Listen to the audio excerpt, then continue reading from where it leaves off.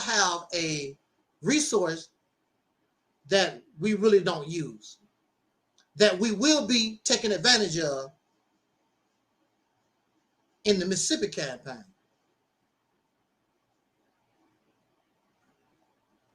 And that is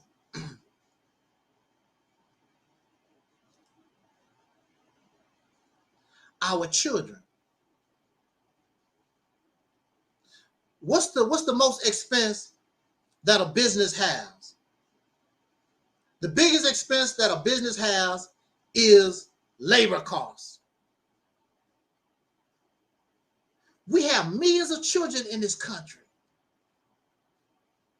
and all that energy going to waste because we don't know how to take advantage of what we got. And the thing about children, because contrary to popular belief, I was a child at one time, a lot of children want to be involved and want to help and do something. All that energy going to waste. Our children. Another resource that we need to give them a little bit of help, but we can use that resource, is our homeless population.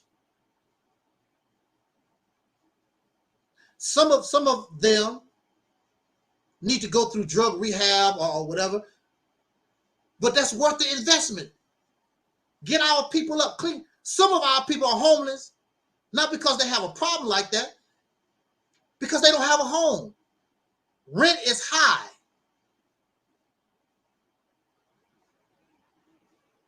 They can't afford the high rent.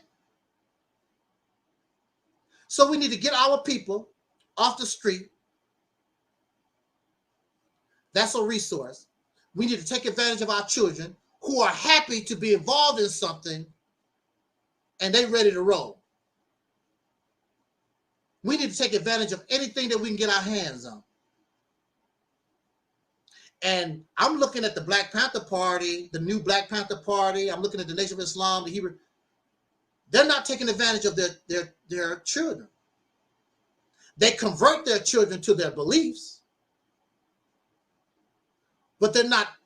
But the children aren't involved in the work because really there's nothing for them to do. They don't know how to take advantage of the children.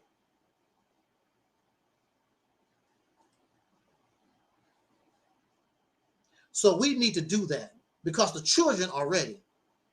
Just the fact that they are a child, they want to help, they want to do something. We need to teach our children basic skills, basic plumbing and carpentry and cooking, and let them help. Let them do something. Just converting children. I want you to believe in Jesus. I want you to believe in Allah. But they don't know how to cook. They don't know how to clean. They don't know how to fix a car. They don't know how to have no skill. Don't know how to do nothing. But see, here on our platform, and I will get with Sister Tangi's son, Josiah, and I'm waiting on my niece and her daughter. We're going to start Junior Reality's Temple because the first step is to get our babies into the right mind. I'm not trying to convert them to nothing. I want Josiah to think. I want my niece to think. I want her daughter think for yourself. Not converting you to anything. But you're going to understand that your teacher, what I'm bringing to you, once you think for yourself, you're going to say, hey, that's right on. Our next generation going on to do better than we are because their minds is not as cluttered as we have been, living in the filth longer.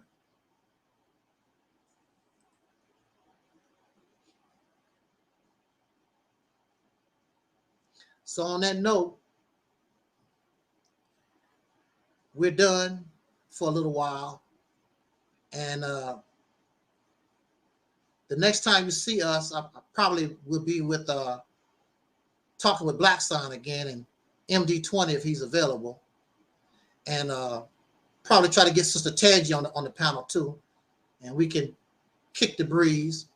Thank you, Sister Tangi, for being here. Shout out to our godson Josiah, to Leah and Sister India, the Cox family,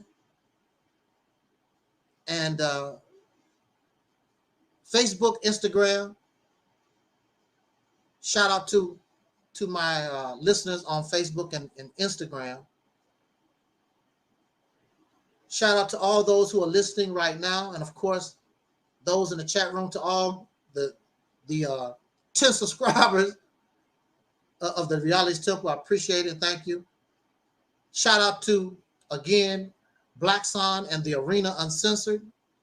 Thank you so much for having us as a guest, and we hope that we can continue the healing, continue this building. Of course, shout out to our brother, the MD20. Keeping it hype, keeping it real. Love the conversation. I mean, it was on time. I mean, I really didn't even want to say nothing. I just like to sit back in the cut and watch Black Son and MD20 roll. I didn't really want to say nothing no more. I'm just sit back and kick it. It's an interesting conversation to me. Contrary to popular belief, I don't like running my mouth like that. I love to sit back in the cut and just listen and watch. And then I can talk next week or something. I don't trip over that. I'm not one of these person, I talk because I just love to hear myself talk. It's very rare after a broadcast that I listen to the broadcast again. I don't like hearing myself talk. It ain't that serious. Plus, I know what I talked about. It's not that serious. If I go back and review, it might be because somebody accused me of saying something, and I want to go back through the tape to see, damn, did I say that? I'm usually sure about what I say. I'm not senile yet. I'm almost 60.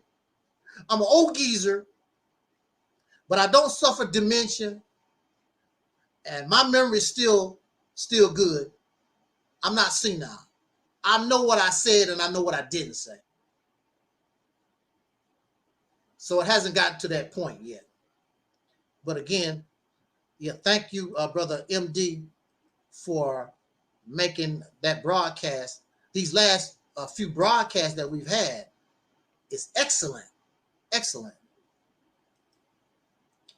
So on that note, unless some of you might have some questions or a comment, we're going to go ahead and roll out of here. And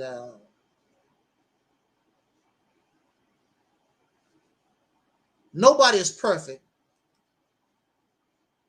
But what we want to do is try to work on ourselves so that we can be better. When you know you're foul, you know you got a problem, don't make excuses for that. Just confess, damn, I messed up. I got to work. I got to do better.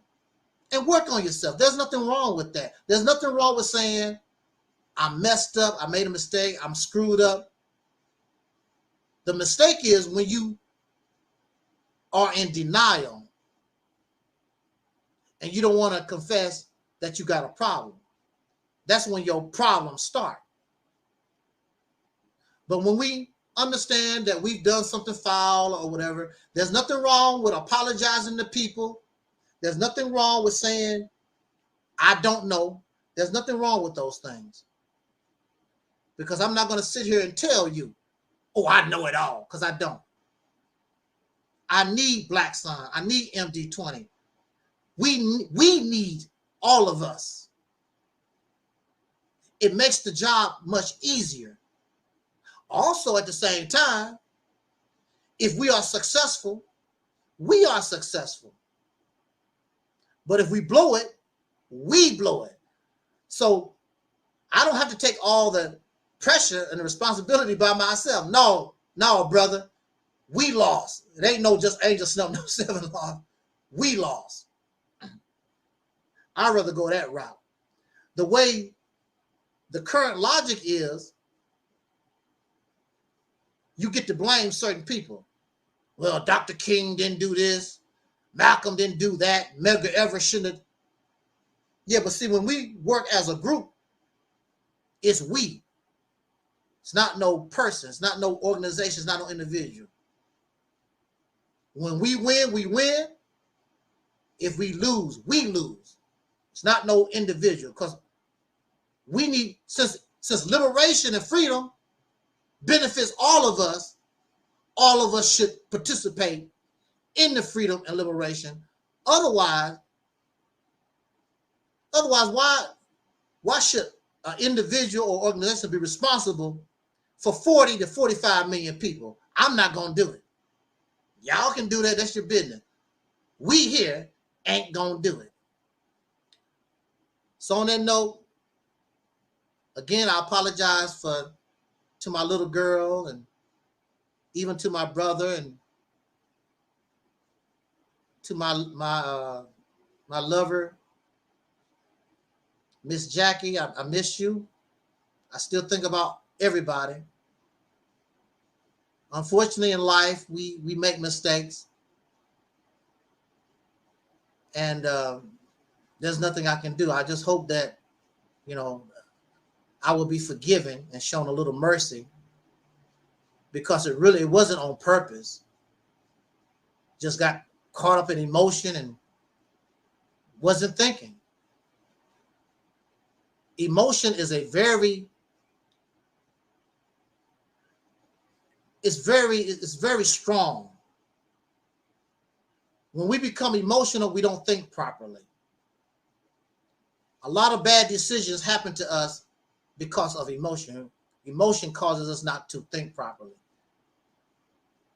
Your best bet, whether you are happy or sad, whatever emotion, before you make a decision, calm down, get yourself together, chill, and then start thinking about your decision.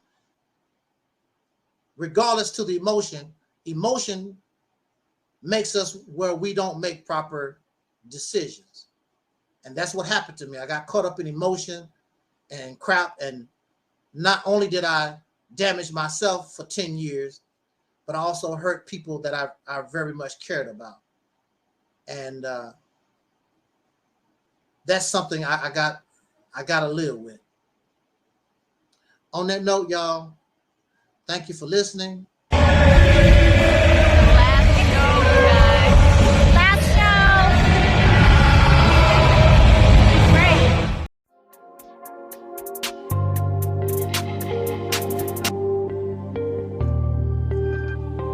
And as always in parting, we wish you... Come on and jam with us next week on these same stations. And you can bet your last money it's all going to be a stone gas, honey. I'm Don Cornelius, and as always in parting, we wish you love.